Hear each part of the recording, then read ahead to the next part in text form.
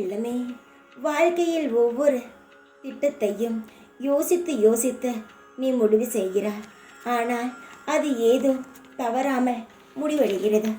நீ எந்த ஒரு விஷயம் செய்தாலும் அது தவறி வேறொரு திசையில் நோக்கி பயணம் செய்து உன் வாழ்க்கையையே மாற்றி விடுகிறது. இவ்வளவும் எனக்கு தெரிந்தும் ஏன் அமைதியாக இருக்கிறேன் என்பதுதானே உன்னுடைய கோபம். யோசித்து செயல்படு என்று சொல்கிறீர்கள். ஆனால் எவ்வளவு யோசனை செய்தாலும் வாழ்க்கையில் எதுவுமே மாறவில்லையே என்று கவலை. மாறும், நினைத்தவுடன் மாறுவதற்கு என்ன பொம்மையா? வேண்டாம் என்று தூக்கிவிட்டு போவது இது வாழ்க்கை.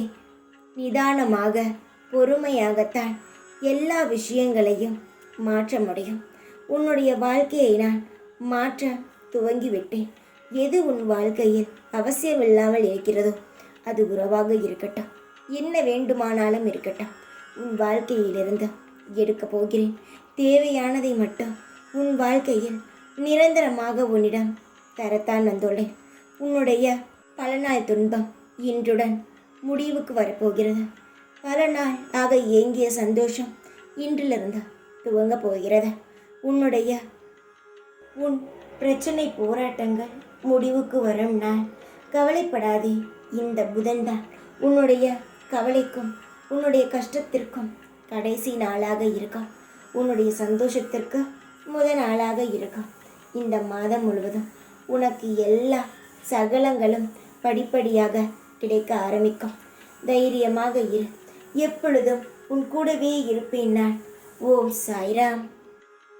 அன்பு செல்லுமே, உன் அன்பை தூக்கி எறிந்துவிட்டு போன உறவு எப்படி இருக்கும் என்று நினைத்து கவலைப்படுகிறாயா? உன்னை பற்றி கவலைப்படாமல் தானே அந்த உறவு, அதுவும் உண்மையான உறவு உன்னை விட்டு போனது. அப்படி இருக்கும் உறவை நீ மட்டும் ஏன் நினைத்து ஒவ்வொரு நாளும் கலங்கிக் கொண்டே இருக்கிறாய்? உனக்கென்ன இது தண்டனையா? நீதான் அவருக்கு தண்டனை கொடுத்து விட்டாய். உன்னுடைய பொன்னான அன்பை புரிந்து கொள்ளாமல் அவன் தேவையில்லாத நரக வாழ்க்கைக்குள் நுழைந்து விட்டார். அது உனக்கு தெரியுமா? எப்பொழுது அவள் உன்னிடம் இருந்தானோ அப்பொழுது சந்தோஷமான பாதையில் இருந்தான். ஆனால் இப்பொழுது அவன் உன்னை விட்டு வேணாம் என்று சொல்லிவிட்டு போய் வேற ஒரு உறவை தேடி நரகத்தில் தான் இருக்கிறான். போன உறவை பற்றி யோசித்து எந்த பிரயோஜனமும் கிடையாது. அது தேவையில்லாத ஒரு பொருள். அதை தூக்கிவிட்டோம், காணாகி போய்விட்டது என்று துளைத்து விட்டோம் என்று நினைத்து கொண்டு உன்னுடைய வாழ்க்கையில் அடுத்து என்ன செய்யலாம் என்பதை மட்டுமே சிந்தி. அதுதான் உன் வாழ்க்கைக்கு நல்லது. இதை நான் சொல்லும் பொழுது உனக்கு கஷ்டமாக இருக்கும். சாய் என்ன நாம் வருவார் என்று காத்துக்கொண்டு இருக்கிறோம், ஆனால் இப்படி சொல்கிறாரே என்று.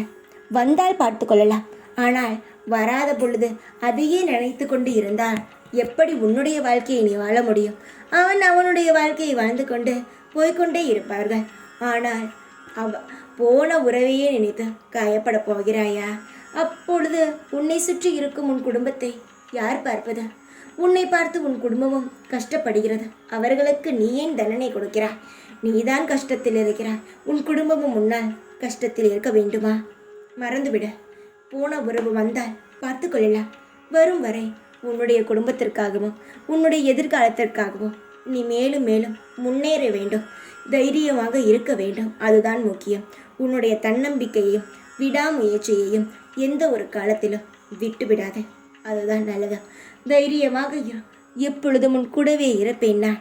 ஓம் சாய்ராம்.